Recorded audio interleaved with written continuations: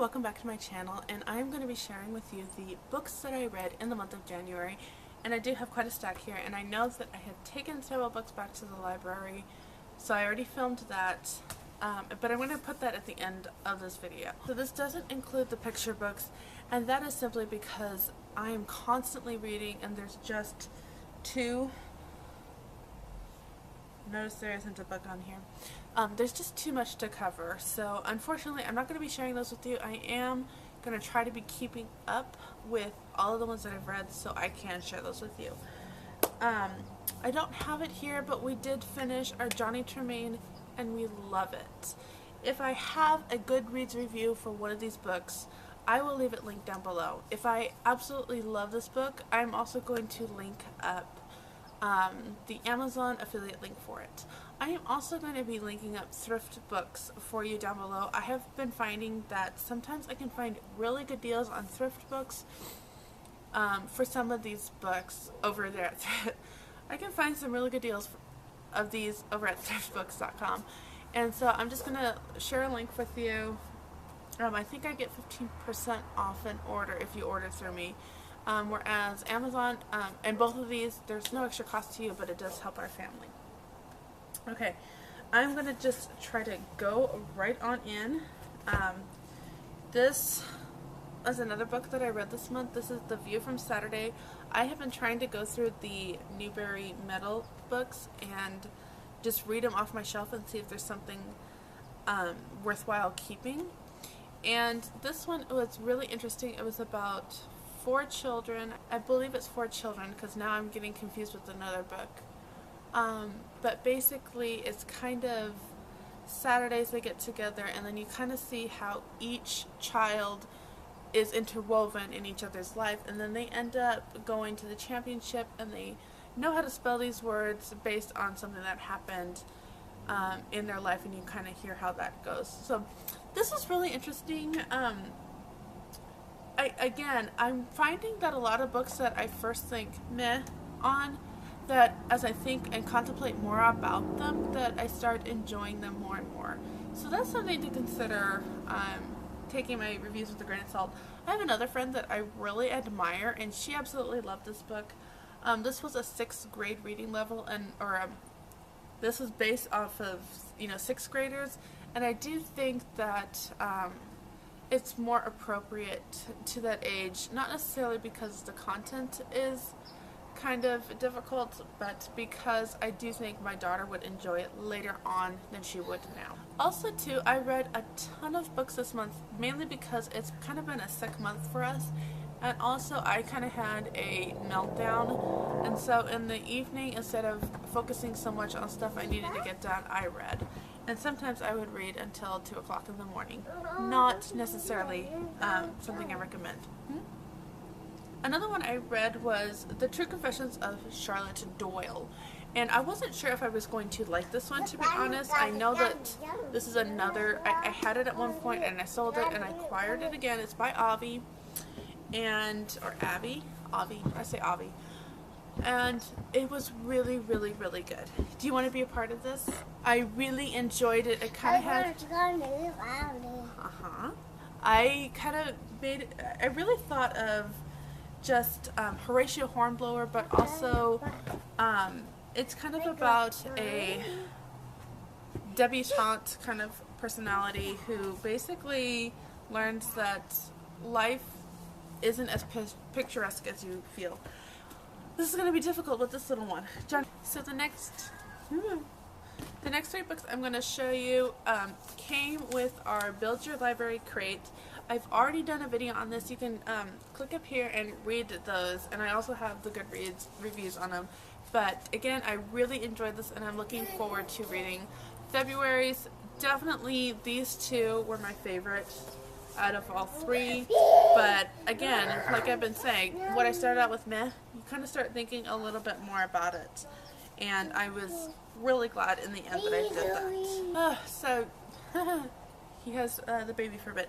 So I did finish my first Read Your Classics book challenge, and that was Uncle Tom's Cabin, and as you can tell, it's already been taped, and yeah, this was the cover, I'm so bummed because these covers just don't last when you find these books at the thrift store. And they especially don't last if your baby picks it up like that.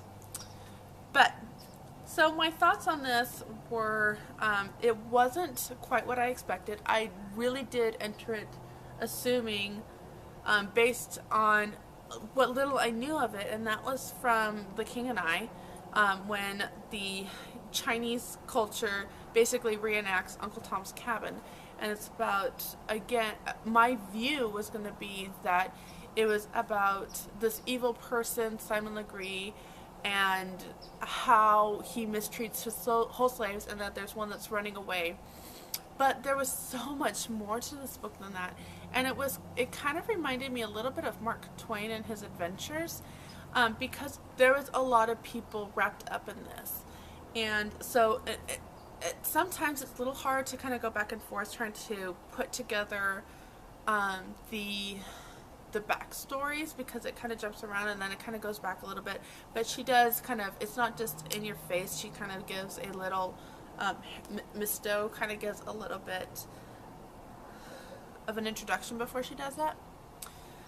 It was really good. I'm really glad I read it.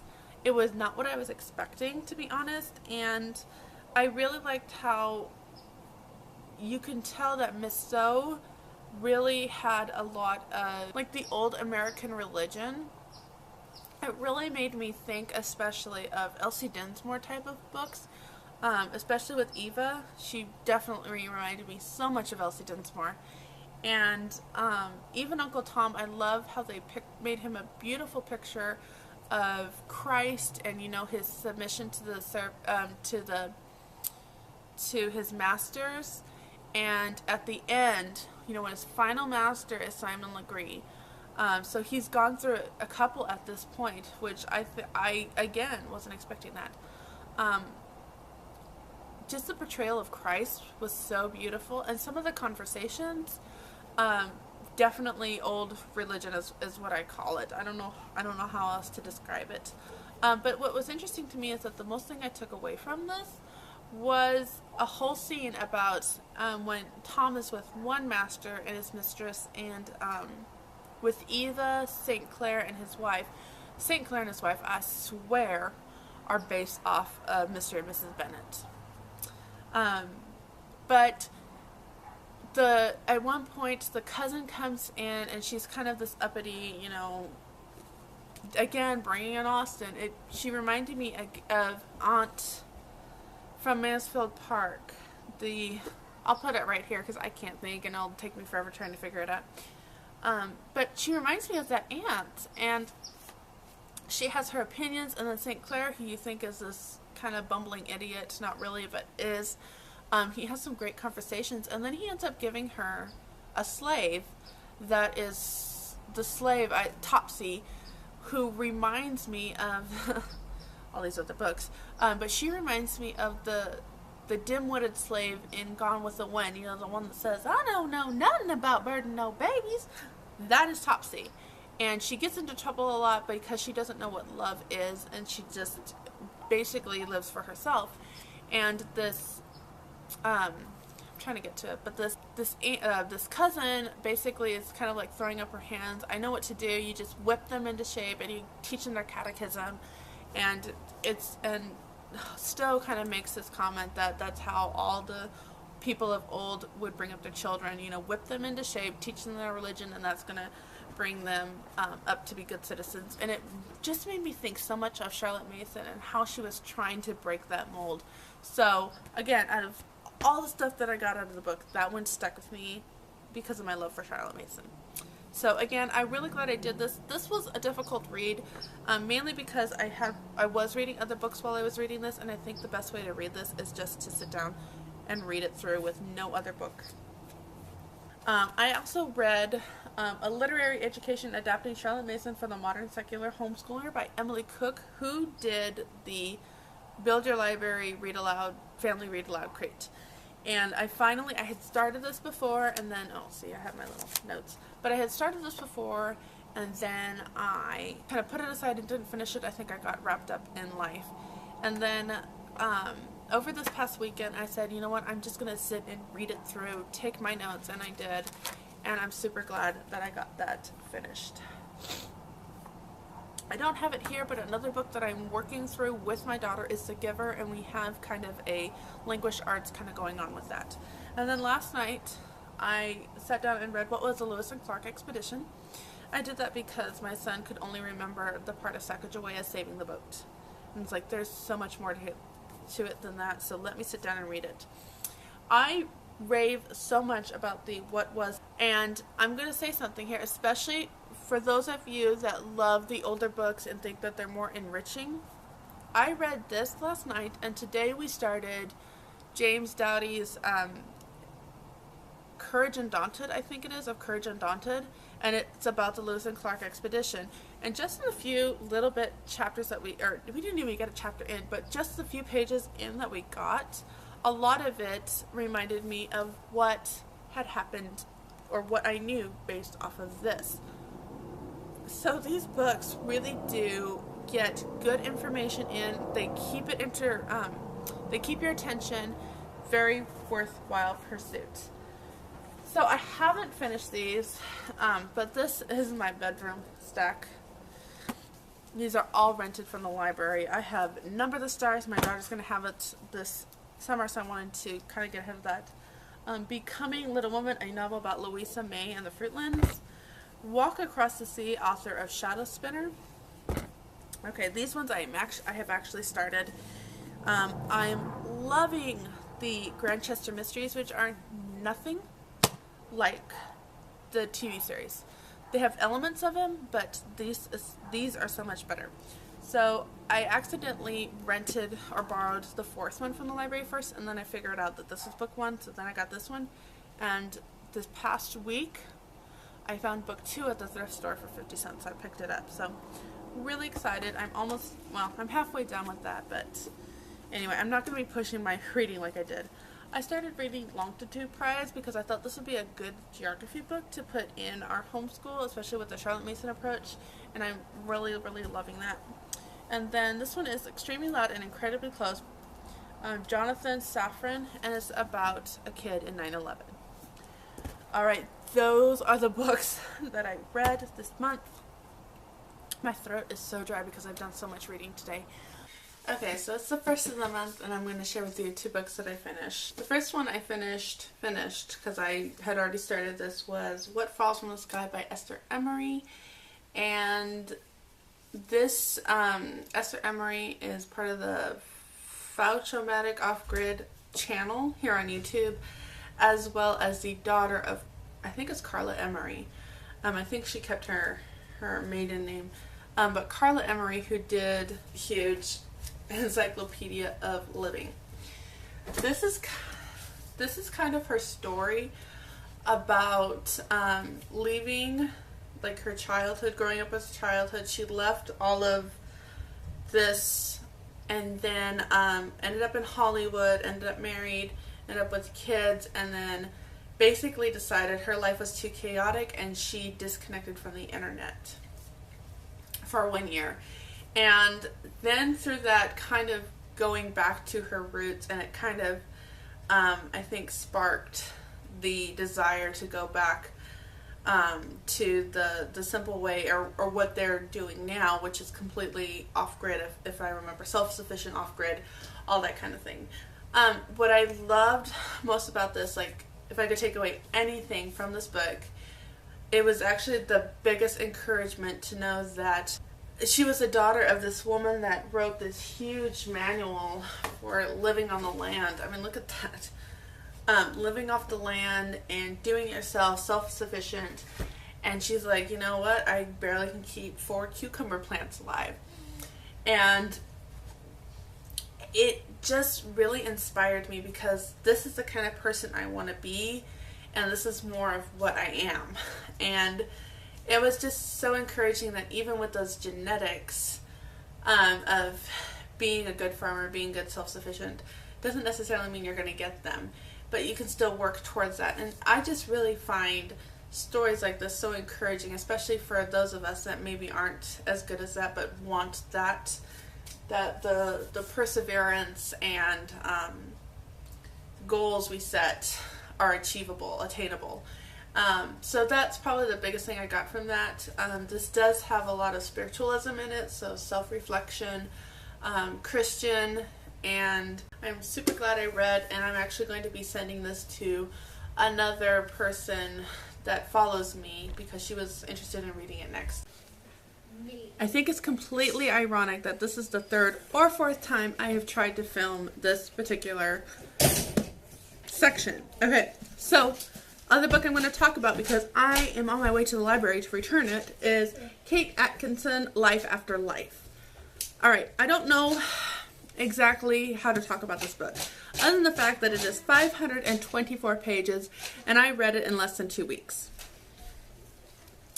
First of all, it had a slow start, and I'm going to tell you why, but it was also the challenge that I have not only to read it, but it was also what engaged me is what I'm trying to say. It starts off, the whole premise of the book is that the protagonist, Ursula, constantly relives her life over and over and over again until she gets it right or whatever. And so if she dies, she's reincarnated and her life starts over again from birth. Now, she begins birth with the cord wrapped around her neck and she dies. The doctor's not there in time. The next time she's born and they manage to save her, but only for a little bit, and then she dies. Then it starts off again, she's born. Okay, so it goes and it goes and it goes and it goes throughout her life. Now this is in 1910, so just before or just the starting of World War I until, I think at some point she ends up in 1970.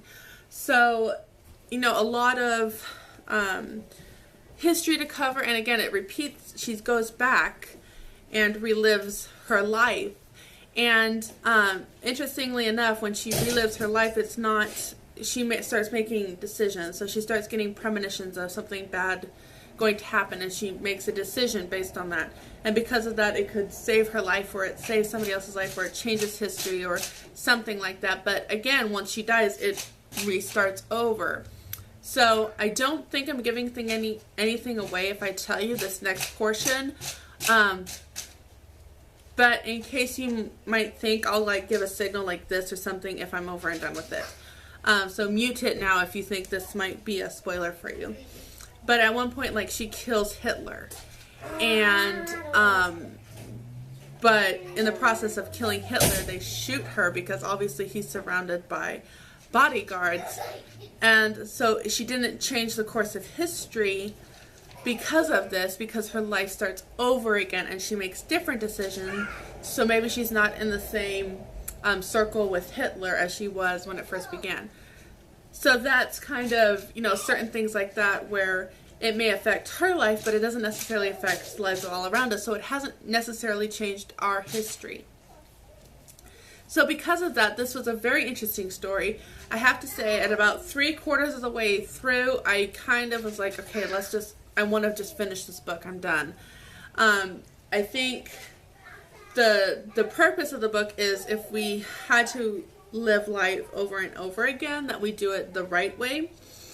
And so when she makes poor decisions, maybe with sleeping with people that she shouldn't be sleeping with, or having not a care in the world, then when she starts it over, she puts herself in a situation where she starts life over again.